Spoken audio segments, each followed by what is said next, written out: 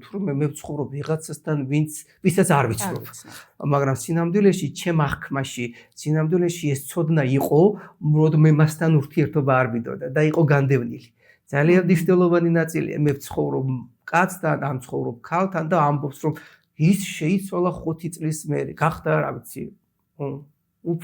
უფრო ცივი, ან უფრო, რა ვიცი, უფრო უყურადღებო, ან უფრო მეტად სინამდვილეში თუ გადახედავს ის ადამიანები საკუთარი პერიოდს, აღმოაჩენს, რომ აირჩიეს მამაკაცი, ან აირჩიეს ქალი, რომელიც სრულიად შეესაბამება იმ პროცესს, რაც 5 წლის მერე დაეჯახდნენ.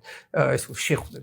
ბოლოდინი ამის უნდა ყოფილიყო თუ რაციონალურად? რა თქმა უნდა, იმიტომ რომ ჩვენ ხო ერთგვარად რა არის ყველაზე საინტერესო, რომ ჩვენ ვამბობთ, რომ წყვილებთან ურთიერთობაში, ან სიყვარულში, ესე ვთქვათ, აღარ თავისუფალი არჩევანი. ანუ გულისხმობს, რომ მე ვირჩევ ვიღაცას, მაგრამ სინამდვილეში ეს ასე არ არის. ეს არის ჩემი ეს თავისუფალი ნება არ მაქვს, როგორც ასეთი ცნობიერ დონეზე. ეს არის ჩემი არაცნობიერი დონე, არაცნობიერი არჩევანი, რომელიც უკვე განსაზღვრული მქონდა გარკვეული პერიოდის მიერ და შექმნილი იყო ეს სცენარი ჩემს არაცნობიერ ნაწილში.